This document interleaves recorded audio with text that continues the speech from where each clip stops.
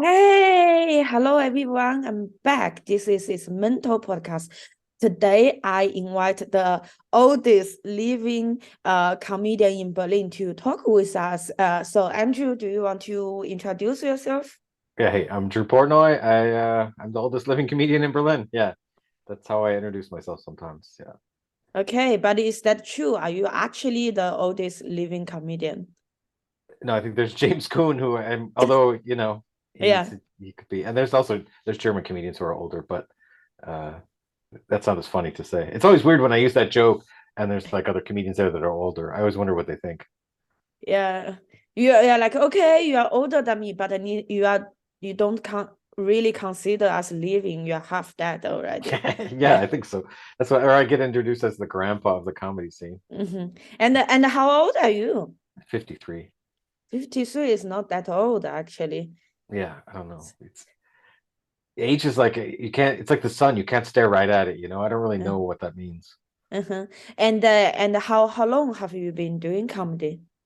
I actually started when I was 40, so 13 years. But when I moved to the States, I kind of stopped for 2 years. I was in the States for 2 years and I stopped for 2 years. And then we all kind of took a 2 year pause during Corona, really. Yeah. Yeah, so you're like now 13 the minus 4. Yeah. But probably about Then 10 years. I think about 10 years, yeah. okay. And you mentioned States, so are you German or are you like American? I'm American. I mean, I feel like Germany owes me dual citizenship, but Mm. you can't have dual citizenship, basically. You can, but it's complicated. But I feel like Uh-huh. they owe it to me. I feel like, you know, Chancellor Schultz would come over and give me a passport personally. Yeah, I think you definitely deserve a dual citizenship because I know you are married and you have German children, right? Yeah, I mean, if you make German children, you deserve a passport. I know yeah, people totally. who don't have children and they have it. See, it's not Mhm. fair. Yeah. I'm helping everybody's retirement here. Did you start your comedy in the States or in Berlin? No, I started here. I always loved comedy and I always wanted to do it, but I just didn't think I could write and be funny. But I always wanted to do it. And then like I saw German comedians, I was like, these guys are so terrible. So then I thought, yeah. So then I thought like, and it has to be said, they've gotten a lot better in the 10 years I've been or whatever I've been doing comedy. They've gotten better. But I just thought like, if you want to try it, then I turned 40, then do it now. And then you can just, check it off and say like, okay, that didn't work. At least I tried it. I can die now. And so, and then also, I started in German, and I think if you do it in a foreign language, it's kind of like a protection. Like if it Mhm. doesn't work, you say, "Well, that's just a language," or whatever. Like people say, "Oh, it must be harder in a foreign language," but I think it's easier to start in a foreign language because then you have like a natural protection. And I, then, I I can relate a bit to it. I never tried the Chinese comedy, but I do feel like I cannot imagine myself to do comedy in Chinese because I feel there it's more personal and I feel there's more like nuance in it, and I feel potentially I get more attack if I'm not doing it right. yeah. It's the extra protection that a foreign language gives you. It's like, I mean, they'd say there's the fourth wall that protects like the actor from the audience, and it's like then you have a fifth wall too. Yeah. Are there Chinese stand-up comedians? Yes, I think it's different when they say stand-up comedy in China. It only started in the let's say late years, 5 to 7 years. But stand-up comedy is a live performance where you polish it again and again. Then at very late stage, you go on TV. But in China, it's the other way around. It starts on TV uh and and it and then it promote to the country of the culture. The Polish part is not such a long process, which I think is the most important part.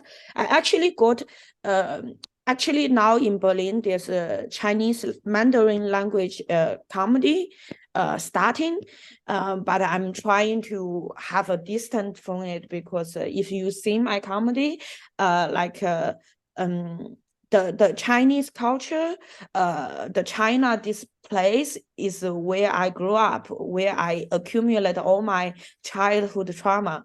So to access the language, I think it's I don't feel so safe. Wow, that's interesting. Okay. Or And it might be good. And speaking about the trauma, you once told me you have like a trauma and you were depressed, and now you have children. So do you want to talk about your mental health journey, where it starts? Where did you realize something went wrong? It's kind of weird. I like my mother. I was way too close to my mother. That's an interesting thing. And she probably was bipolar. I make this joke on the stage today. They call it bipolar. Back then, it was just annoying. Because it was like living with an addict. You didn't know if she was going to be nice to you one day or not. You just didn't know what was going to happen. And then my parents got divorced, and that like then she just kind of went nuts, really. And so we were living at home with her, going crazy. But she also, like, when I grew up in the 70s and 80s, psychotherapy was new. It really wasn't like, if you went to a psychotherapist, that was negative. You could, but you didn't. But my mother loved it. She loved psychotherapy. And so it's on the one side, she's acting totally crazy the whole time. But then the other side, everything we did had some psychological reason. Like, we didn't just spill a Coke. We spilled a Coke because we were mad at her, or we were upset that my parents got divorced. It was always like this deeper meaning where sometimes you're just like, Mom, I just spilled the Coke. Can we clean it up? And you had to kind of deal with that all the time. And then, so I was in therapy since I was like 10 or something. And it never made sense to me. I mean, at the time, it didn't make sense to me because I thought, if this psychotherapy is so great, why is my mom insane? She's in therapy all the time. She should be fine. This shouldn't be an issue. And she never was fine. And then I also thought, like, the therapist, I shouldn't have to tell the therapist anything. They should just know what's wrong with me. Like, if they're such good therapists, you know? Because I was 12. I was like, I don't know. And I still think, like, they should have thought, like, okay, how's the divorce affecting you or whatever. And so I just kind of made stuff up and didn't take it seriously. And so then I thought, well, therapy's not real, you know, like, it just isn't. So I don't have a great experience with therapy. But then, so my mom and my grandmother were insane. And then I definitely inherited some of that. You can't not do it. Yeah. And so, and then there's that. Then I was way too close to my mother, which in psychological terms is called intertwined families. The families are too close. Because she was divorced and I ended up living with her, not my brother, I became her partner.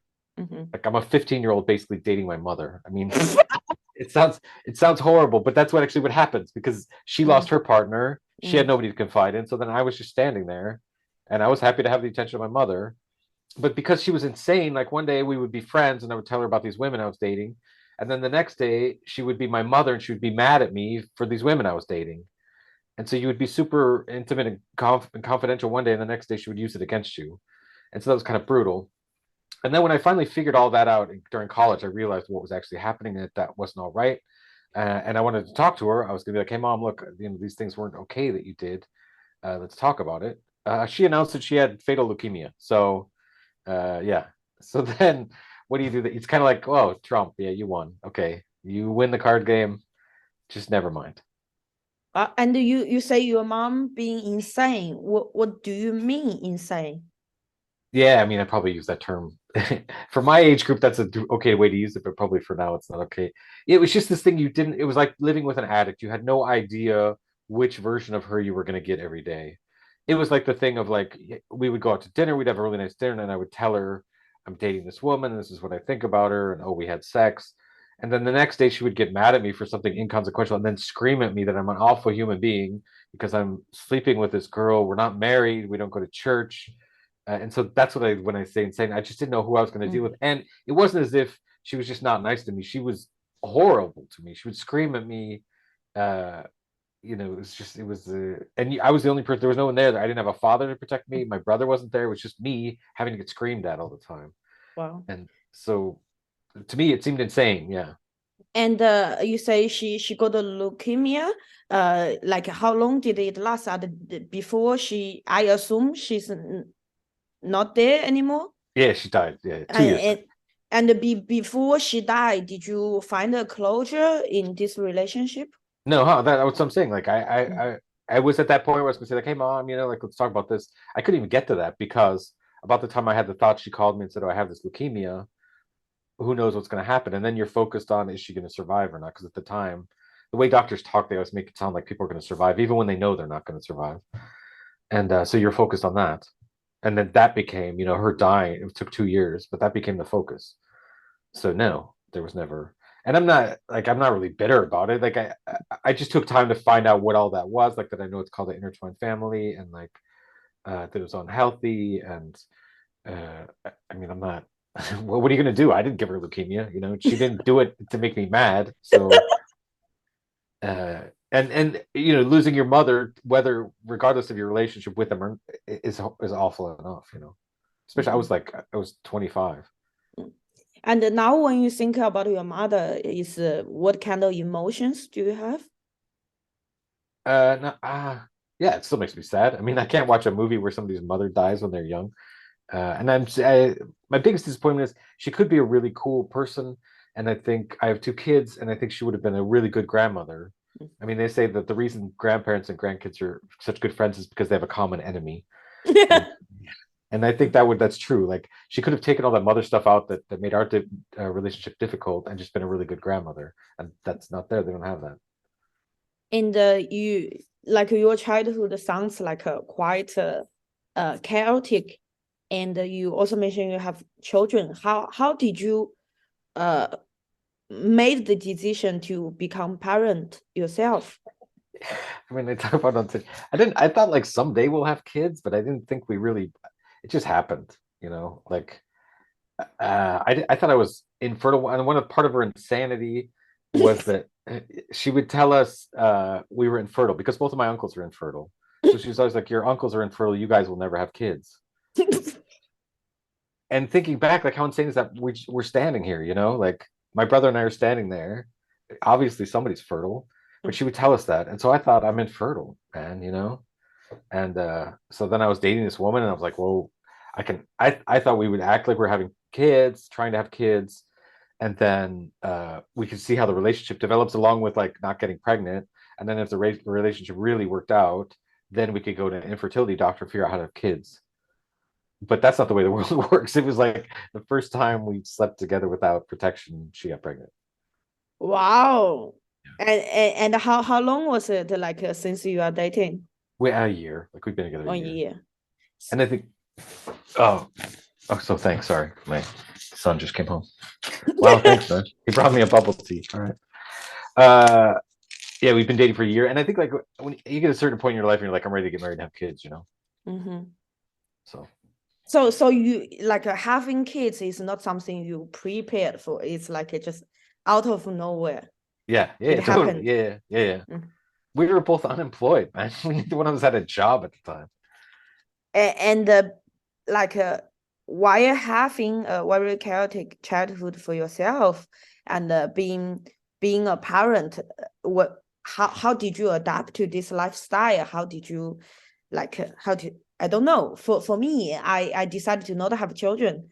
So for me, it's very hard to imagine like me, 33 years old, one day would become a mom because I have so much trouble. I cannot deal with it. Like, how can I raise someone else and make sure they are not traumatized? Yeah, that's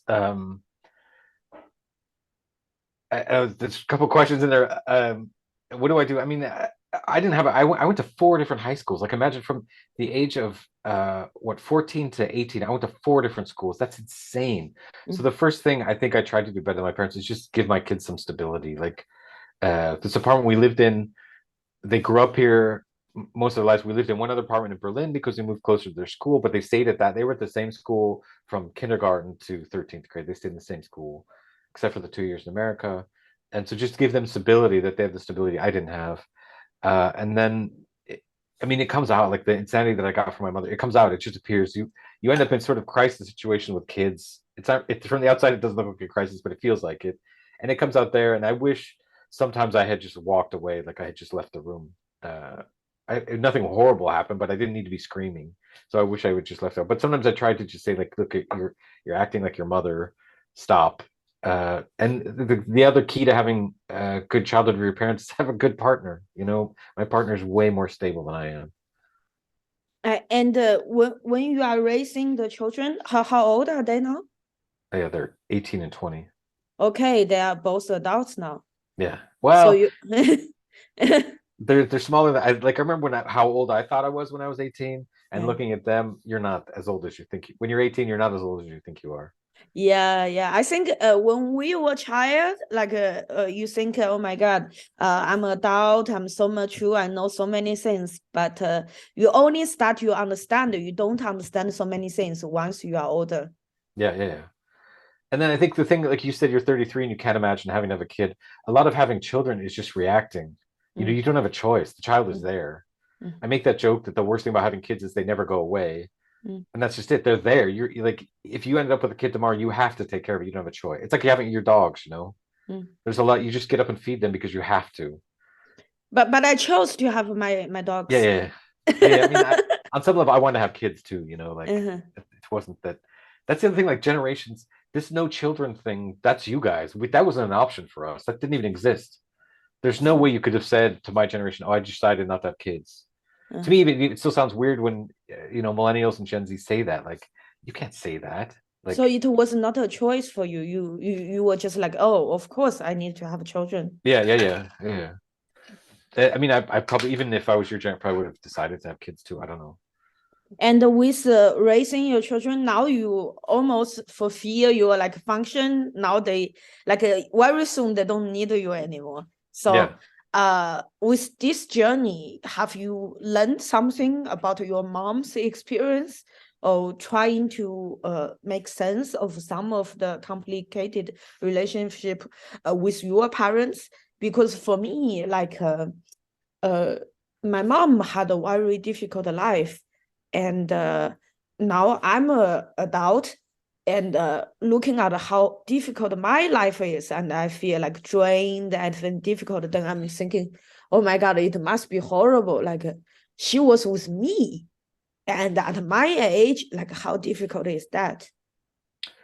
Yeah, I think like part of the reason my dad basically left us, if you asked him, he wouldn't say he left us, but he thinks, I mean, he doesn't think he did, but it was pretty clearly. And I think what you're saying, when you first become an adult and you have to start paying these bills on your own, and I thought like, how did my dad leave and leave her alone with that big mess? Like what, how much of an asshole is he? You know, like how did that happen? So yeah, I do have some sympathy for her, and I mean, they're come from their family model is the 1950s family model of my dad worked, she stayed home, took care of us, and overnight she had to do everything, you know. So I have sympathy for that. I understand how difficult that was, and of course that's part of why she was insane. I mean, she's already unstable, and then you throw that in there. What's she gonna do? And then later on, when she worked for a corporation. She was very successful in the corporation. She started out corporate success. Then she just kind of dragged me with her wherever she got promoted. She took me, and that's the part where not I lose some sympathy for her because I think like, didn't she worry about how that would affect me? And I now realize, looking back, that was a big problem. That's affected me hugely. That I had no stability, none. And I just wonder, like, what was she thinking, man? Like, okay, she was making more and more money, and she was getting more and more prestige from this company, but what about me? You know. On the other side, I do know she loved me a lot, and like she would do anything. She just, I don't know, she wasn't prepared for it, or nobody told her. I don't know. And with your dad, you said your dad basically left you guys. And in a private chat, we talked about, you said you are going to back to States to visit your dad. How's that relationship going now? I mean, that's what I'm saying. He wouldn't think he ever left. He had us every other weekend, and then we stayed with him every Thursday night, I think it was, and then we stayed with him every weekend. And then the weird thing that happened, so we always had kind of contact with him, and he was a decent father when he was around. And then this weird thing happened. I remember that I went to college with my brother. We lived together, and we got a phone call on a Sunday night, and my dad said, "Oh, your grandfather died." And then we went to my grandfather's funeral, and after that, from then on, then all of a sudden, my dad started to call once a week, and he started to appear more, kind of like he realized, oh, life is not infinite. And so we always had a relationship with him, and it's a fairly decent one. It's not very intimate or close, but he's not capable of that. I mean, he's just not. And so yeah, so now he has dementia, and we just have to make sure he and my stepmother are okay. A year ago, my stepmother called us and said, "Oh, your father doesn't always know where he is, but I don't like to drive, so I just let him drive." And so yeah, so we were like, I think it's hilarious when I tell people that they think it's tragic. I thought it was funny, but my brother and I are both like, okay, I think we need to go. My brother lives in Amsterdam. I think we need to go there, make sure everybody's okay, what's going on. So he doesn't drive anymore, and I mean, he's my dad. I love him. He didn't do anything mean. I feel like they grew up in the 50s. They thought they were going to have the nuclear family and that's going to happen. And then the world kind of changed and they weren't equipped to deal with that. My mom kind of fell into this weird psychological thing and he just watched TV. He just went off and watched TV. And now, like when you think about your dad, is it a laughing feeling you have for him? Yeah. Yeah. I mean, like I said, I'm mad at him. Like, how did he leave my mom to take care of all those bills? It was a little bit more complex than that, that he wasn't always so like financially nice. Uh, Yeah, I mean, at this point, it's just like he's an 80-year-old man. That's the thing. Like, do I have huge trauma? I don't have huge trauma. I didn't have horrible parents. Like nobody beat me. Nobody left me out in the backyard in the cold. So it always feels sort of like I'm whining about nothing. But yeah, I mean, he could have done better things, but he was around in the end. I don't know. Yeah, I think like Tim Whelan, another Berlin comedian in English, in German. Yeah, he told me, he said, when he think about what you think, oh, like I'm a white man, my life wasn't that bad. He always think about this. I think it's from Radiohead. It says like maybe my pain is insignificant, but doesn't mean it's not real. Yeah, yeah, yeah, totally. I mean, I think that Mhm. too. It's yeah. It's just that you just think there's still huge trauma there. My mom dying at 25, that's a pretty big trauma. That was a trauma, but yeah. Yeah, I think that's a good point. And when you raising your children, did you like was it hard for you to not repeat the cycle of your family? It's it's so annoying. It's so annoying because you don't. I don't know. I guess I always thought like it's the nature versus nurture argument that I always thought like nature is like nurture's like nature's not important to nurture. Like I learned what they were a good example to me of what not to do. But you fall back on like what I said, these little situations where it just seems like a crisis. It wasn't a crisis, but it seemed like it. The kid's not doing what you want them to do, and it's just messing up your weekend plans. Yeah, then you fall back into the parents of like screaming and yeah, but I mean, I don't know how you avoid. How do you get yourself out of it? You have to get out of yourself. It's like I don't know, stopping yourself from eating a hamburger when you really want to eat. Like I don't know, how do you stop that? And the way to stop it is to leave, but then you look like you're leaving the family.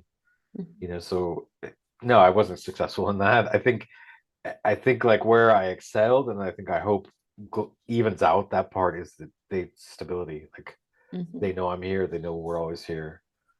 And would you say like your children are not as traumatized as you were? Yeah, yeah, yeah, definitely. I mean, their mother is super stable, unbelievably stable. Uh, and I mean, they don't have the divorce. They didn't have to deal with the divorce, all the weirdness that came with that. I had a stepfather for 2 years who was a horrible, horrible human being. They just have stability. They don't have. I mean, if you want to talk about trauma, they don't have that trauma. Like I don't think it's huge trauma, but they have none of that. They could just focus on being themselves and doing what they wanted to do. Whereas my brother and I had to deal with all this external garbage that we shouldn't have had to deal with. So I think definitely. I mean, there's been some signs somewhere where I say like, oh yeah, they've got that I got from my mother, they got that from me. And I've tried to say like, listen, that's a bad thought, that's a bad emotion. Just walk away. Mhm. And would you call your relationship with your children a healthy and a loving one? Yeah, yeah, definitely. I think so. I mean, I think like you got to be careful in that thing where I'm not friends with my kids at that time. I'm their dad. Like, there's a lot I don't know about their lives, and I'm glad that's how it's supposed to be. I mean, I'd love to know. I would love to know because I love them. But that's the way it is. As a parent, you don't get to know everything. Uh-huh. And I assume there's things they're hiding from us and stuff. That's just how it is. But I think they know if something bad happens, they know to call us. I mean, that's what you want as a parent. And I try not to overreact if they they say as a parent, you shouldn't overreact to small things. Like if they break a glass or something, don't overreact to that, because when something big happens, they're going to assume you're going to react the same way, and they don't want to get in trouble. Mhm. And so I think so. And there was one incident where they called us in the middle of the night because they needed help, and that didn't have it. We just helped them, you know. So I think so. Yeah. Sounds like you outdone your parents. You got better. Like at least your next generation sounds like way less traumatized than you. I think so. I mean, it wasn't hard though, you know. Like it Uh-huh. was easy to just stay together and Uh-huh. be decent parents. Yeah, I think so. And I think part of it, like I don't go to therapy. I doesn't work. I think partly because of my years ago. But I was talking to a good friend of mine who believes in these men's groups, and he goes to therapy all the time. And he said, well, yeah, but you learned when you, because I went to therapy when I was younger, I learned the kind of therapy myself. I mean, that sounds like Mm. bullshit, but I can ask myself those same questions of why am I doing this? Why do you really think you're doing this? What are you trying to achieve with this? And I think that helps. So I think I got better a little bit, and then hopefully because of that, it helps my kids. Yeah, I think the kind of therapy you went was the psychoanalysis. Maybe if you one day the time is right, maybe you want to try out the behavior therapies, because from what I heard and what I read, like behavior therapist is way more effective. They basically just give you tools and help you to get out of a situation or more in touch with your feeling instead of keep analyzing your past. The problem is, yeah, I did some CBT, and the problem is you have Mm. to take notes. There's homework, Yeah, yeah, yeah. and then I was kind of like, I don't care that much, you know. Mm. And And, I think if you got the right therapist, it would help too, maybe. mhm.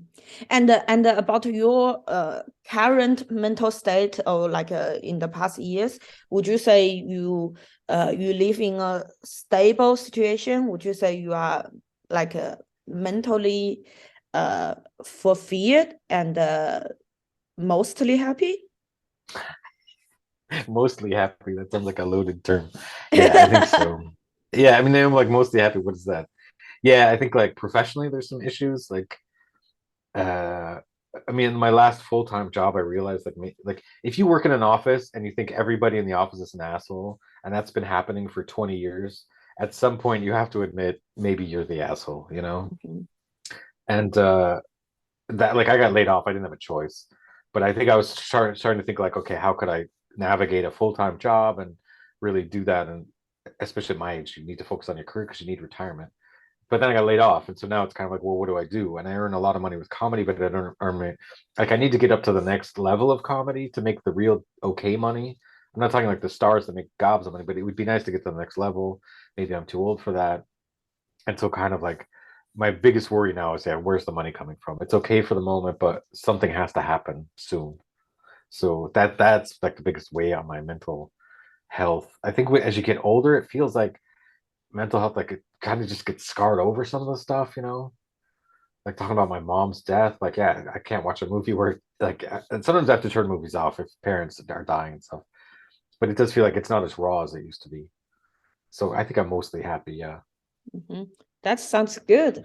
And you said that like when you were having your first child, you were both unemployed with your partner.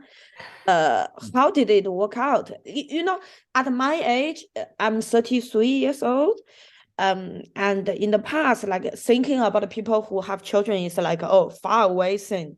And now I start to realize, okay, I'm actually lagging behind. So people who's younger than me who are already having children. And now when I go out, I find myself pay more attention to people who are having children. And I just observe them.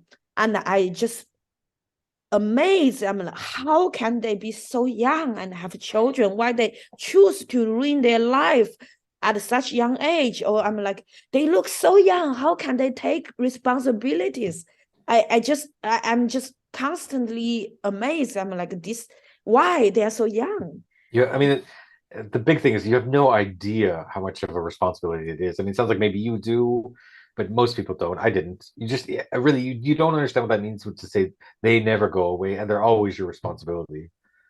And so I think that's how come young people have And I mean, it sounds like you have a little bit of internal pressure to have children, whether you want them or not. It sounds like there's some voice in your head saying it's obviously a topic for you.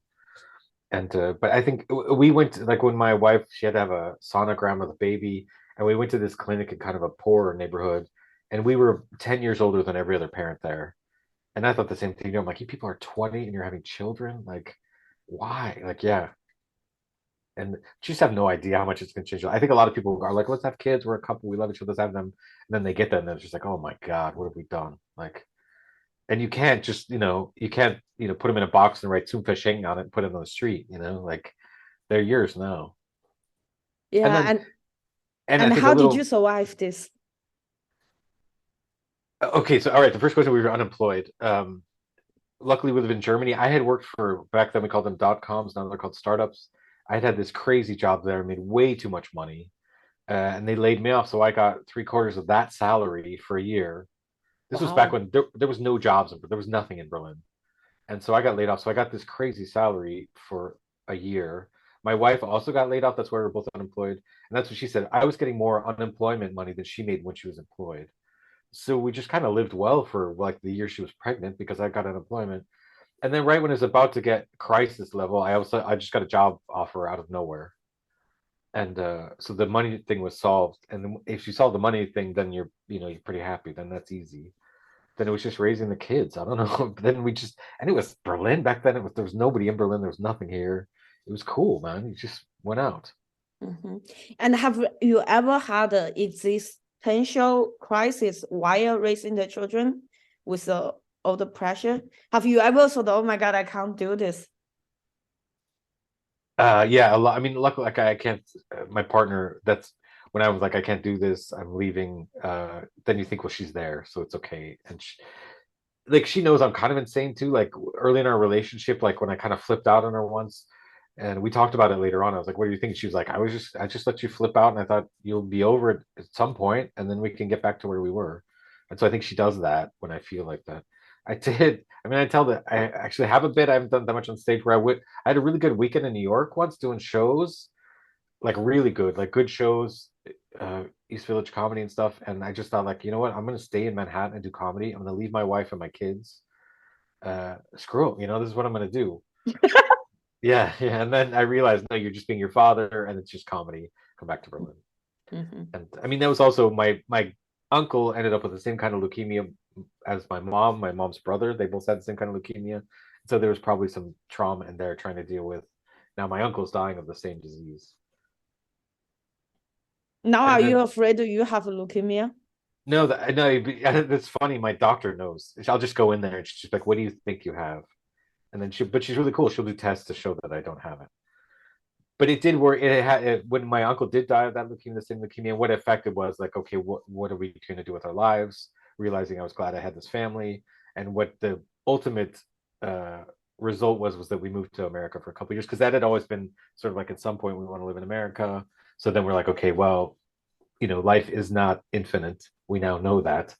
So let's go to America for a couple of years. And then to come back to the existential crisis, then we were in America, and my professional career is being a journalist in Germany, so writing about Germany. And as soon as I moved to America, I've lost that edge.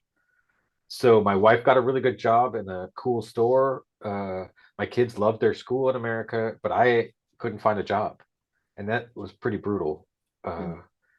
It was really difficult. So then, I mean, but we could solve that crisis and saying, okay, now we're going to move back to Germany. So then I had 6 months of work moving us back to Germany. So you were the one who couldn't get used to living in America. Yeah, it's weird, isn't it? It's totally Yeah. weird. And I do sometimes think like, man, maybe we should try it more. But yeah, it was.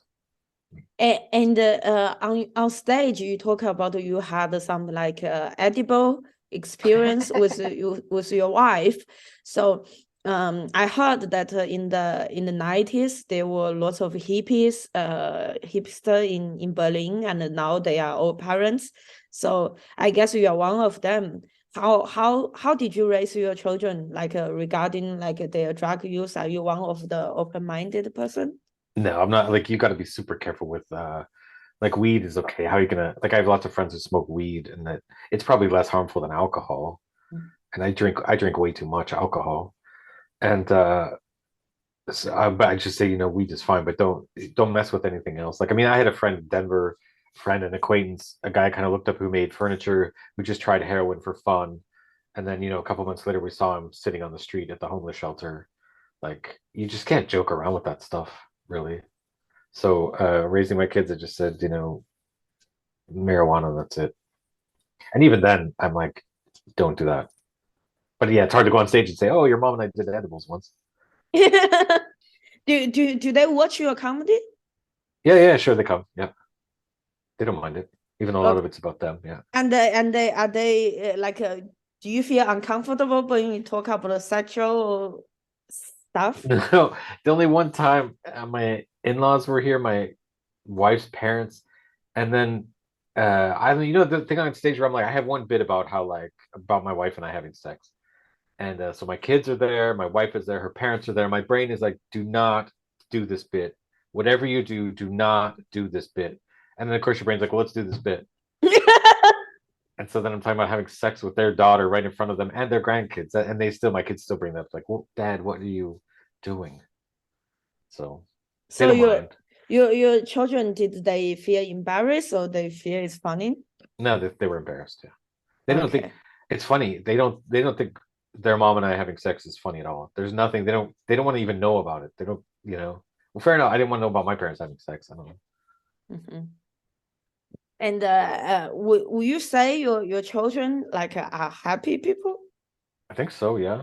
Wow, that's amazing. Because for me, I feel if one day, I don't think I will have children, but I feel if I have children, I would be so stressed because like I'm so afraid of passing my trauma to my children. Sometimes when I take care of my dogs, I feel I'm like, oh, I don't play with them. I don't know how to play because I was never playing as a kid, and I don't respect their boundary. And when they sleep, I touch them, and when they want to play, I just don't ignore them. I'm like, oh, you cannot be a parent. You fuck them up. I mean, that's one problem of being a parent is that then all of that stuff comes up. It just comes back out because now it's a reverse role, so you're confronted with it. That definitely comes out. That's not easy. But I don't think about being parents so much of it is just you're just tired, man. Mm. You're not going to go touch a baby that's sleeping like you would a dog because you're glad the baby is finally sleeping. Like you can finally do something for you. So like a lot of it's just autopilot. And then the playing with kids, okay, maybe your parents, it's easy though. Like kids, whatever you want to play, all you have to think is, Moni, I should be playing with my kids. Grab a ball that's in the corner and they will play with you with the ball. You can do whatever you want. And that's kind of nice. Like you don't have to worry about it. That you didn't learn how to do it, they'll do whatever you want. If you think being parent that difficult, why you had the second one? Because we're dumb, because we're stupid. Yeah.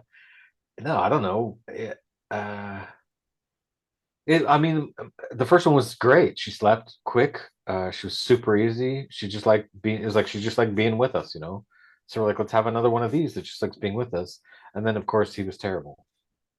He's great. He might be listening right now. I don't know. He's the only one that lives here now. He's great now. Fantastic kid now. Uh, but and the thing that's the thing. Like all he just was very. He knew what he wanted, and that's what he wanted. He didn't want to compromise, and like that makes sense. Mhm, I wish I'd been more patient with it. mhm, I don't know why. I don't know. We just did have another one. It was the same. It was kind of like we had unprotected sex because we thought we could. She was still nursing, and there's this belief that when people are nursing, you can't get pregnant. Yeah, and it's not true. And we thought, well, we'll just do it anyway because we kind of want another kid, but we don't know if we mhm, want another kid. We left it up to mhm. fate. Uh-huh. You you're like, oh, maybe my mom was right. I mean, infertile Yeah, yeah, as yeah, yeah, soon as yeah. the first kid. Yeah, totally. Yeah. Wow. So, uh, like you say, you are mostly happy. Have you ever had an episode in the late years? When's the last time you feel you are out of control? No, I mean, it wouldn't have been that. I mean, a lot like it wouldn't have been that long ago.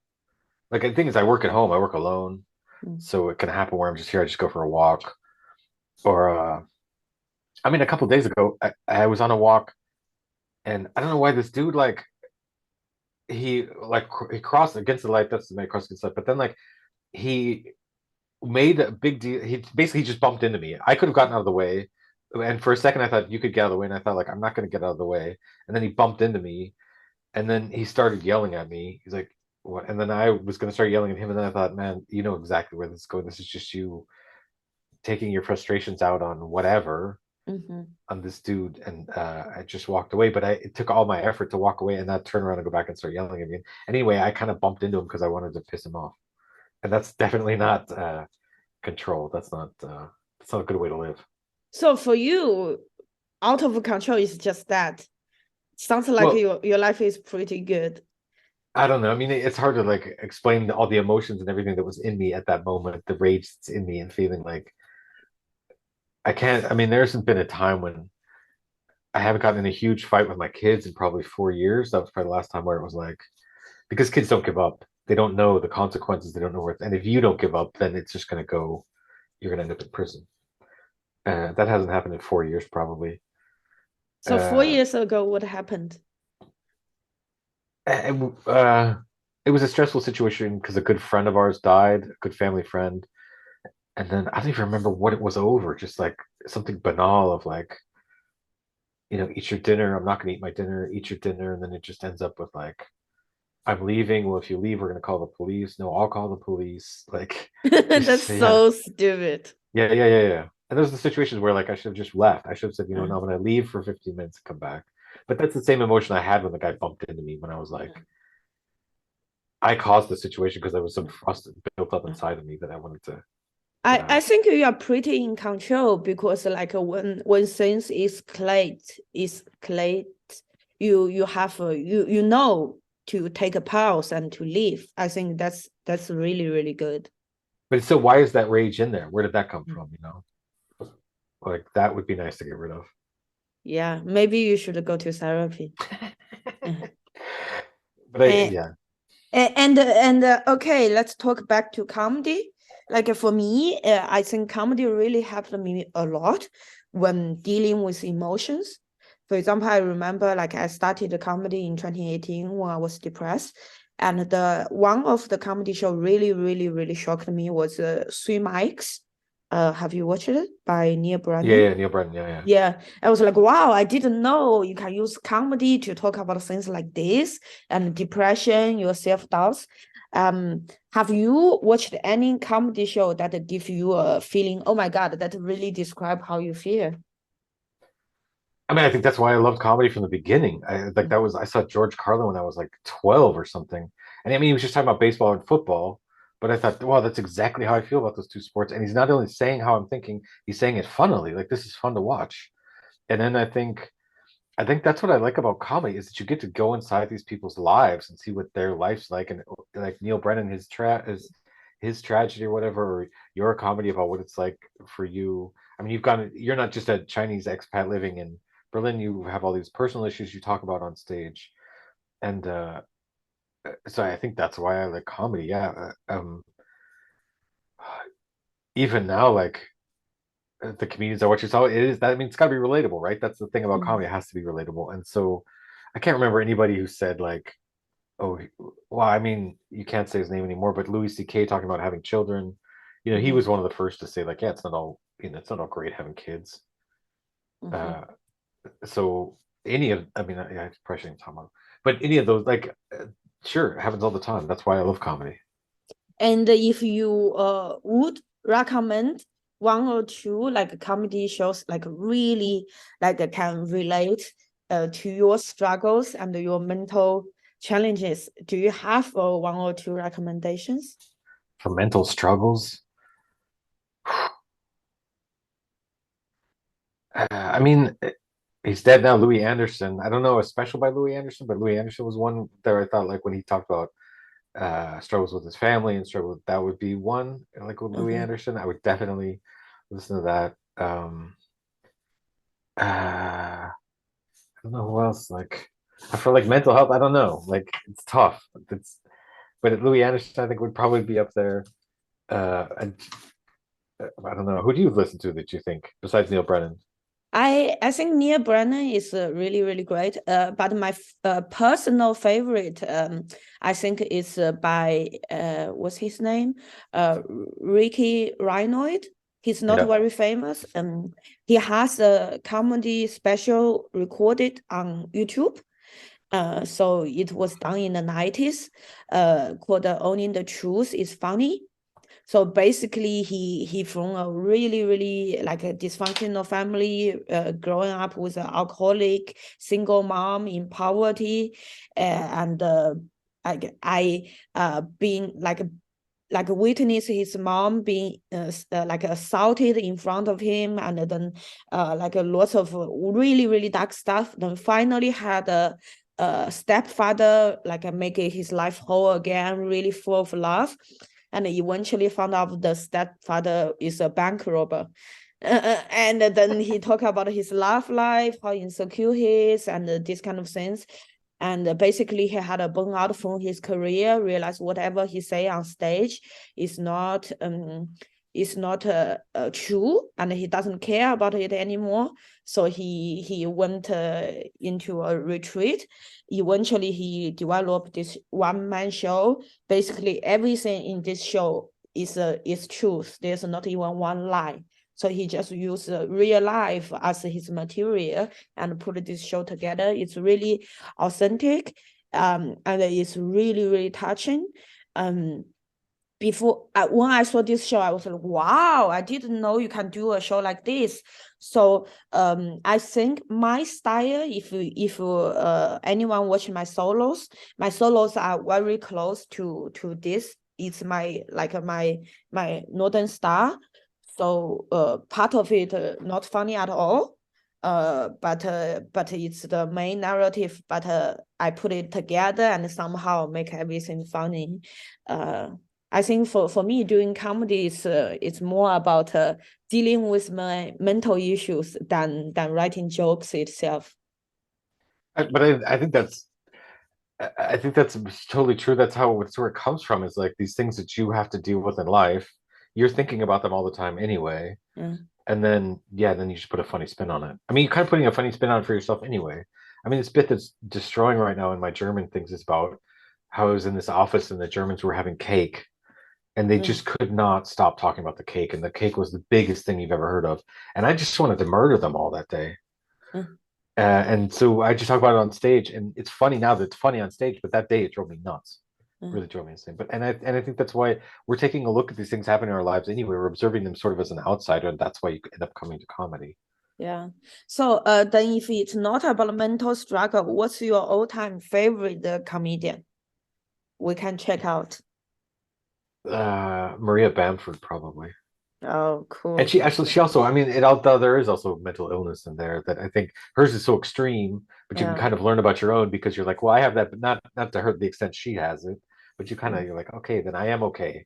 Like I have those same kind of thoughts, and then she's successful and okay, so it's okay. But probably like the one, like when I'm going home after a gig and I'm like, oh, I just want to listen to something good, I'll put on an old Maria Bamford album. Wow, cool. Okay, so our podcast is coming to an end. I will ask you one last question. Okay. As an experienced human at the age of 53, and for all the people who's young and energetic out there, if you have one sentence to say to the young people, what do you want to share? Except use a condom. Yeah, I know what I want to share. Yeah. Just be true to yourself. I don't know, like I should have admitted a long time ago that comedy is what I want to do, and followed that rather than what I ended up the paths I ended up going. But life's complex. But I think trust yourself, man. Believe in yourself. So you mean like you wanted to do comedy way earlier than the year of 40? Yeah. It was always the biggest love. I loved watching comedy. I loved reading humorous columnists. I loved, but I always thought writing humor is the most difficult thing you can never do. That's the one thing you'll never be able to do because it's so difficult. But then I think you are still lucky at the age of 40, at least you started. Yeah. And it's better than ever. Yeah, better than, yeah, that was the point. That's what I said. Yeah, do it now or never. Yeah, totally. Cool. Thank you so much for sharing your story. And I think your story somehow turned out very positive. Like with your childhood, you end up being a father and raise two children, somehow not to fuck up.